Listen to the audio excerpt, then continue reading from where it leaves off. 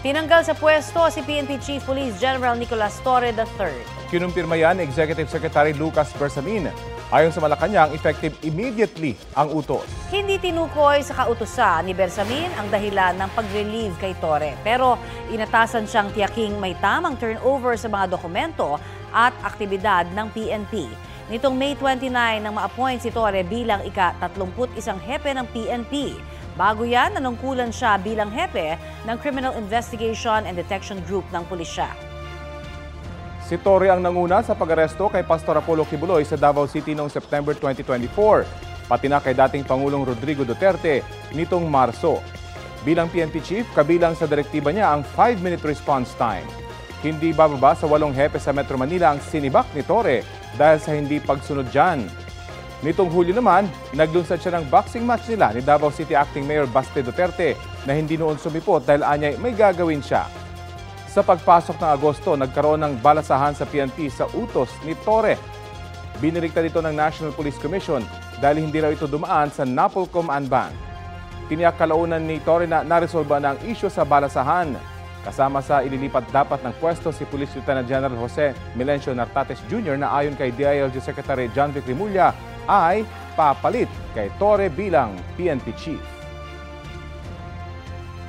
Bukod sa isasampang reklamo, papatawan din ng preventive suspension ng Department of Public Works and Highways si Batangas 1st District Engineer Abelardo Calalo.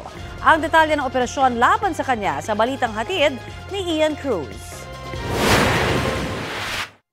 Sa isang entrapment operation, naaresto ng pulisya sa Taal, Batangas si Batangas 1st District Engineer Abelardo Calalo ng DPWH. Ang dahilan, tinangka umanong suhulan ni Calalo si Batangas 1st District Representative Leandro Leviste para ipahinto ang investigasyon sa mga DPWH project sa 1st District ng lalawigan. Si Kong Leandro may tinawagan po siyang tao na nag-inform sa akin ng mga detalye, kaya pumunta po kami doon.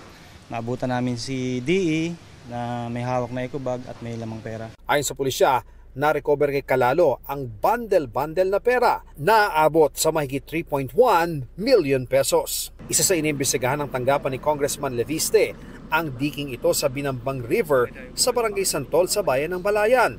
Ayon sa kapitan ng barangay, 2023 lang daw ito natapos pero nawasak ang maraming bahagi ng manalasang bagyong Christine noong October 2024.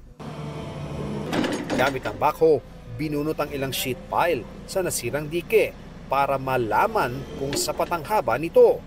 Para nga masukat yung haba ng ibinaong sheet pile dito sa nasirang dike, ang ginagawa ngayon ay bumubunot ng sample gamit itong backhoe. At nais nga nilang malaman kung gaano talaga kahaba itong sheet pile na ito para malaman kung sapat na ba yung habang yan para protektahan ang ilog na ito kapag may malakas na bagyo o ulan. Dapat 15 meters. 15 ang sheet pile. At ang unang sinukat ay 3.96, ang pangalawa ay 5.5. Kung sabihin mo na kalahati ng ginastos sa proyektong ito na 338 M o mahigit ay sa sheet pile, at sabihin po natin 1/3 lang pala ang haba ng sheet piles na actually na inilagay. Yung 150 million pesos worth of sheet piles ay 50 million pesos worth lang pala ang inilagay. Sinikap ng GMA Integrated News sa makuhang panig ni Engineer Calalo na nakadetain sa Taal Police Station. Baka makuha lang po namin panig nyo. Lawyer na lang, sir. Lawyer na lang. Opo. Engineer, tanong lang namin yung 3 million, para saan po ba yon? Sir, sa lawyer na lang po. Papatawan din ng preventive suspension ng DPWH si Engineer Calalo. Buti na sa kanya at nakinulong. Kung yun ang ginawa niya, hindi ho tama yan. And we don't tolerate that kind of action. Ian Cruz nagbabalita para sa GMA Integrated News. Sa ibang balita, suspendido po ngayong araw ang pasok sa mga pampubliko at pribadong eskwelahan at trabaho sa gobyerno sa maraming lugar sa bansa. Batay sa anunsyo ng Office of the President, walang pasok sa Metro Manila, Aurora, Bulacan, Pampanga, Nueva Ecija, Cavite, Laguna, Batangas, Rizal at Quezon Province. Gayon din sa Camarines Norte, Camarines Sur, Albay, Sorsogon, Catanduanes, Masbate, Northern Samar, Eastern Samar, Leyte at Southern Leyte. Sinuspindi rin ng LGU ang pasok sa lahat ng antas sa public at private schools sa Zamboanga City. Dahil po yan sa masamang panahon dulot ng low pressure area at habagat. Manatili nakatutok sa Balitang Hali para sa iba pang anunsyo ng class suspensions.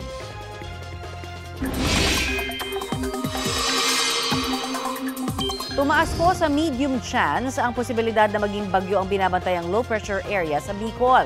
Namataan po yan ng pag-asa sa baybay ng Siruma, Camarines Sur. Ngayong Martes, nagpapaulan muli ang LPA sa maraming lugar sa bansa. Kabilang ang Metro Manila, Cagayan Valley Region, Cordillera, Central Luzon, Calabarzon, Bicol at Eastern Visayas. Nahahatak na ng nasabing LPA ang hanging habagat. Apektado po nito ang Mimaropa, Zamboanga Peninsula, BARMM, Northern Mindanao, Caraga, Negros Island Region, Western at Central Visayas. Makakaasa naman sa maayos na panahon ang iba pang bahagi ng bansa. Bagaman posible pa rin po ang mga local thunderstorm. Matinding flash flood ang naranasan sa isang barangay sa Ginubatan, Albay kasunod ng pagulang dulot ng low pressure area.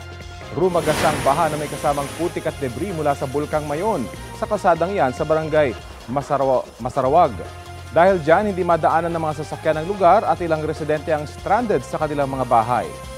Ayon sa Municipal Disaster Risk Reduction and Management Office, walang naiulat na nasaktan o nasawi sa pagbaha at mud flow.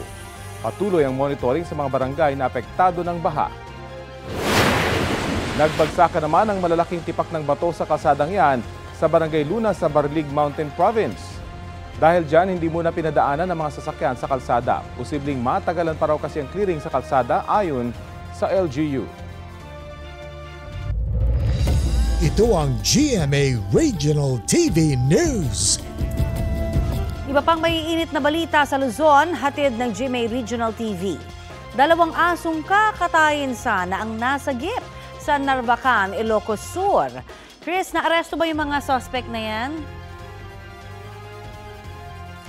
Connie, naaresto ang suspect sa loob mismo ng kanyang bahay sa Barangay Paratong. Pasintabi po, huli sa akto ang senior citizen na suspect na nagkakatay ng aso. May dadatnan din ng mga otoridad na kawakawali ng mga karne ng asong naluto na.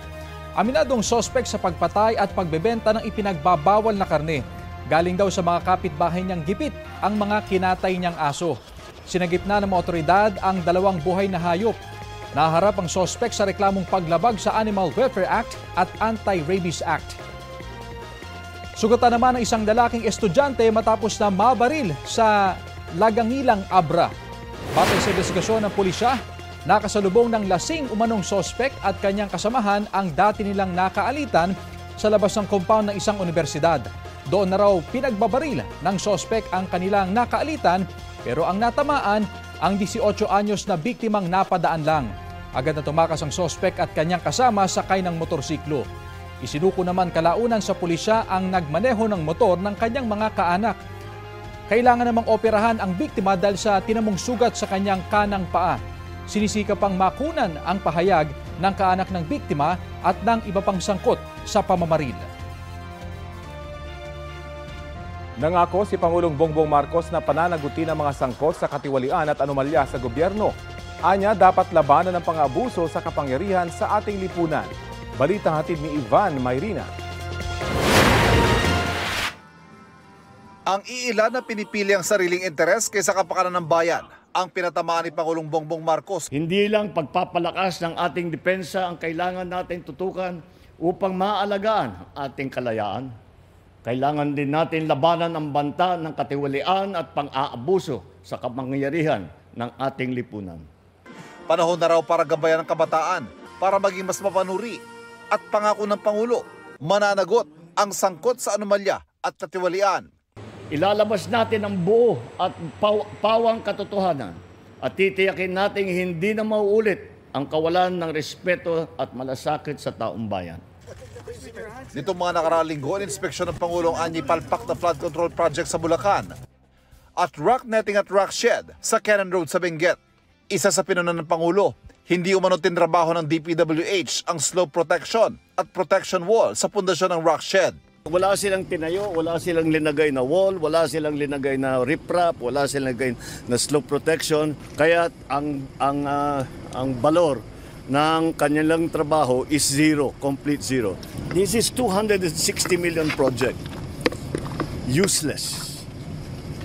Parang tinapon mo yung pera sa ilog. Useless. How can you tell me that it's not economic sabotage? Pinuntahan din ni DPWH Secretary Manuel Bonoan ang proyektong sinita ng Pangulo sa Benguet. Ayon sa DPWH, isusumiti nila agad sa Pangulo ang resulta ng investigasyon. Kaugnay naman sa flood control project sa Bulacan, nauna nang nilagay sa floating status na dating Bulacan 1st District Engineer Henry Alcantara, OIC District Engineer Bryce Erickson Hernandez at 8 pang miyembro ng 1st District Engineering Office ng Lalawigan. Inihintay pa raw ni Bonoan ang paliwanag ng mga sangkot, pero nakaumang na raw ang posibilidad ng preventive suspension laban sa kanila. Because of the, based on yung perceived anomalous implementation of projects. Yung sinasabi nating ghost project, yan ang pinakagarapal na siguro gagawin mo yan. Kaya we're validating it and I think in a few days siguro baka dapat hindi lang floating status yan. I have to nag-issue na po ako ng show cause order sa kanila lahat, yung mga involved dyan. And in a few days, pagka hindi satisfactory yung ano nila, then I'll have to issue again yung preventive suspension po nila. Without prejudice, of course, to filing additional cases po para din. Tinatayang nasa 4 proyekto mula 2022 hanggang 2025 ang bineberipika ng DPWH. Kabilang ilang proyekto mula sa nakaraang administrasyon. Kasunod ng pag-aresto kay Batangas 1st District Engineer Abelardo Calalo, babala ni Bonoan sa iba pang district engineer. This is already a warning to everybody. Kailangan po lahat ng pagpapatupad ng mga projects as the President is calling that we have to be gawain ng gusto yung mga proyekto at dapat iwasan yung mga corruption. Hindi lang daw hanggang district engineer ay pasususpindi o kakasuhan. Sakaling may matibay na ebidensya, wala raw sasantuhin kahit mataas na opisyal ng local o national government. Ivan Mayrina nagbabalita para sa GMA Integrated News.